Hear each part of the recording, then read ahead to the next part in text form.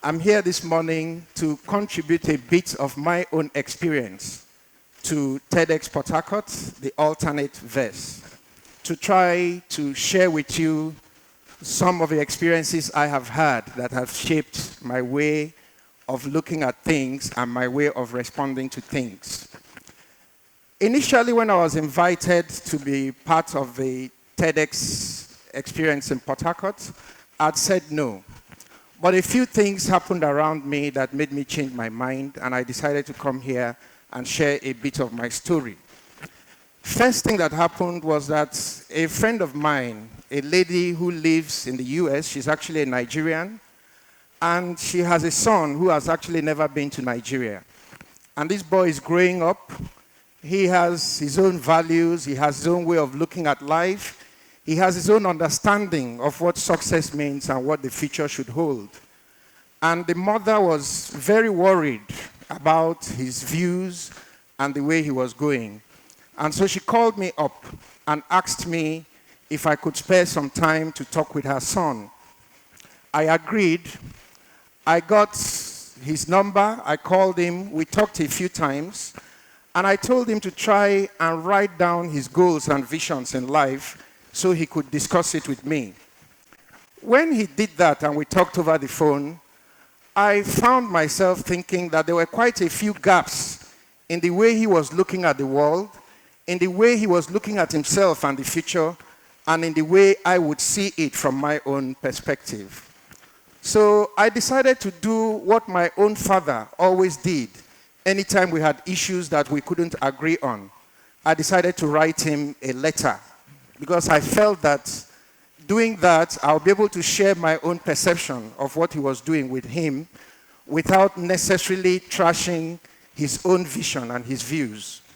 So while I was thinking of writing this letter, I got a call from my wife, and she wanted me to talk to my own son, basically about the same thing. And in talking to me, she sounded exactly like the mother in the US. So this time, I didn't need a phone. My son is right here with me in Nigeria. So we got into some father and son engagement. And in talking to him, I found out that my own son also sounded exactly like the young man in the US. And so I decided that I should share my own experience, my vision and understanding of what being successful could mean to people at this time. So I came to Port Harcourt to share that experience with everybody. That's you and me. Part of why I decided to do that is that I understand that everybody wants to be successful. And there's really every incentive for us to be successful. In fact, success in today's world just goes beyond the ability to pay your bills and to meet up with the expectations of society. Success includes the ability to influence your environment, the ability to be able to affect things around you, and a whole lot of other things. And there's a lot of pressure on young people to be successful. Now, in being successful, a lot of people seem to define success in terms of something you get at the end of life's journey. You know, a destination, and your journey ends when you become successful. But I understand success differently. You have to be successful every day. And you cannot be successful on your own, by yourself, to yourself. Your success must involve your community. It must involve people. It must involve compassion for others. It must also make room for other people to be successful. So in trying to piece together what I understand by this and share it with you, I went back to my own life, how I started my journey in politics. A long time ago, that was about 1996, when the politics of the Fourth Republic was starting with the formation of the party called the UNCP. I was a lawyer. I was in my office, and some politicians from my place came to invite me to come and contest for the House of Assembly at that time. Now, I had a friend then who was like my idol. He was my mentor. He was the richest person I knew. He had a Jaguar, he had a Bentley, he was very well educated, very wealthy, and very, very intelligent. And I adored him. He used to spend about a few months in Nigeria, but most of the time he lived outside the country.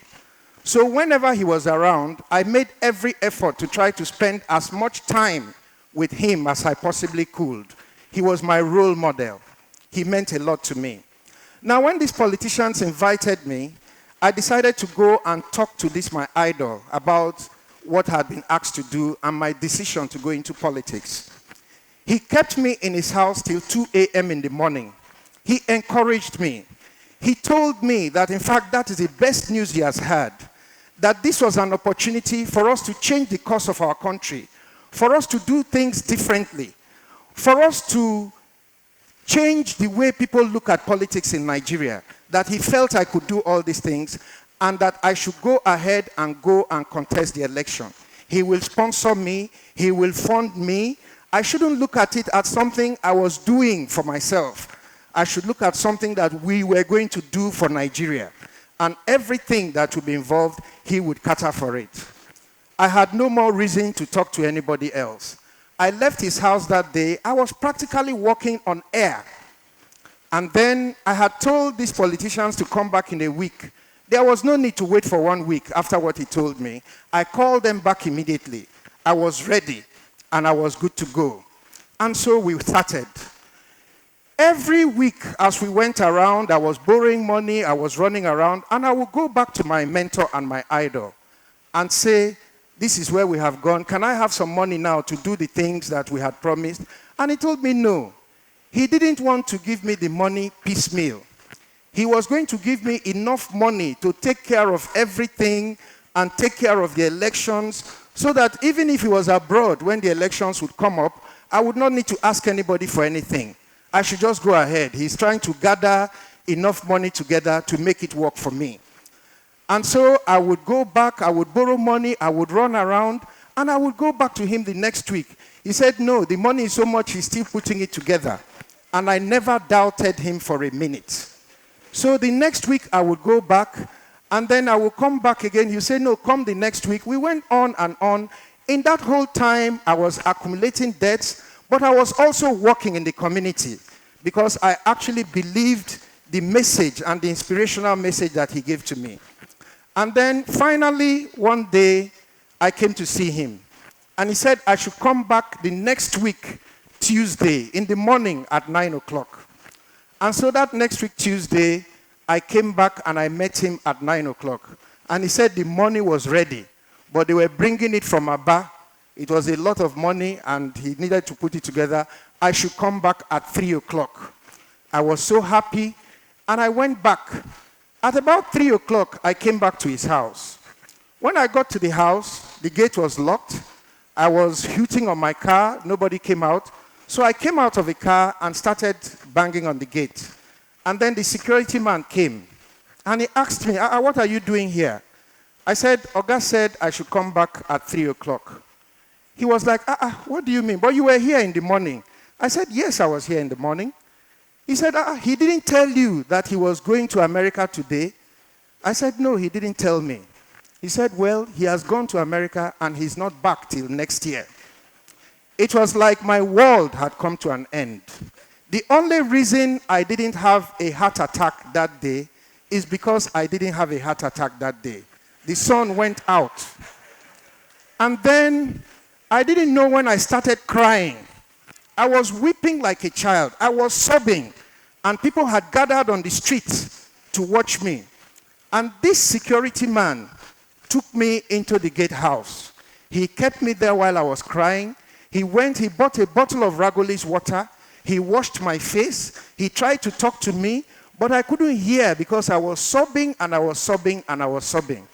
I was in that security house for over 2 hours with the gate man. And he was talking to me, consoling me. He inspired me afresh. And he got me to know that whatever man has promised me, I did not need to depend on any man. Even if this man had failed me, I could still go ahead and achieve all the things that I wanted to achieve. He talked to me. you wouldn't believe that he had no education. You wouldn't believe that he was just a security man to a very wealthy man. But by the time that man finished with me that day, I was able to get up, get into my car, and drive back.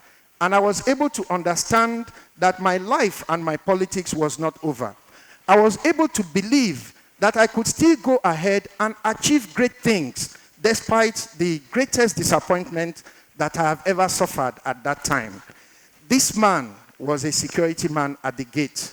My friend in whom I trusted, that I adored, that I believed in so much, was a billionaire. But his word was not worth anything to me at the time I needed it. No matter what you are, no matter who you are, without integrity, you are nothing. If your word does not mean anything, your success also cannot mean much. You cannot succeed where you are not involved with the community, where you cannot turn around to look at the challenges that others are facing. There is a quote, famous quote by Alexander Pope, where he said, "Then teach me heaven to scorn the guilty babes.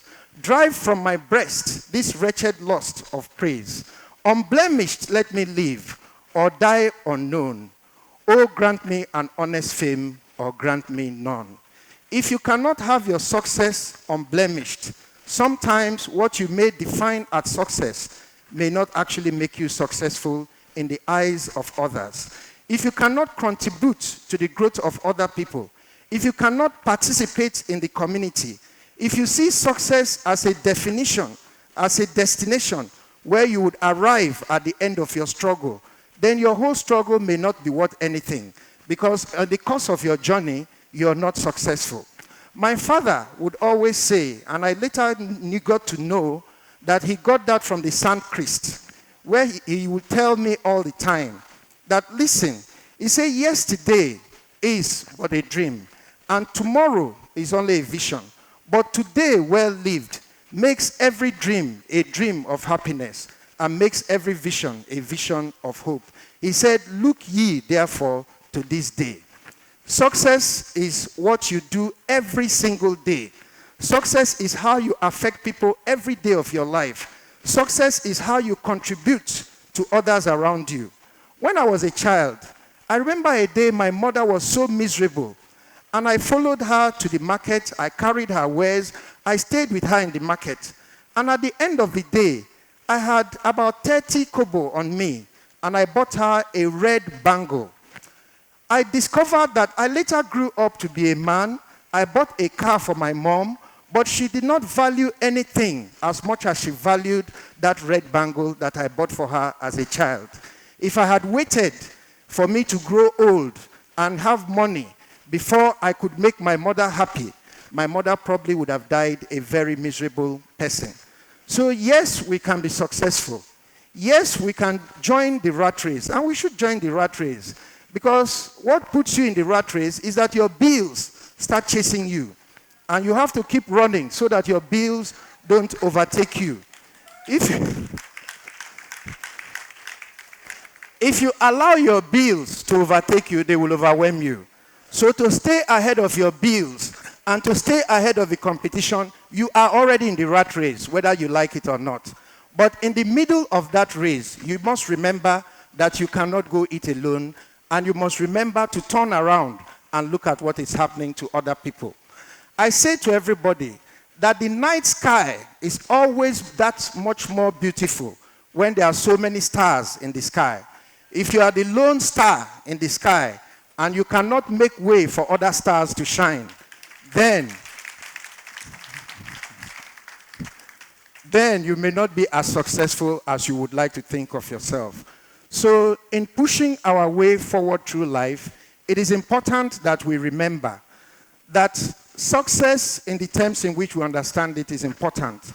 But success in the terms of the contribution you make to the lives around you is just as important.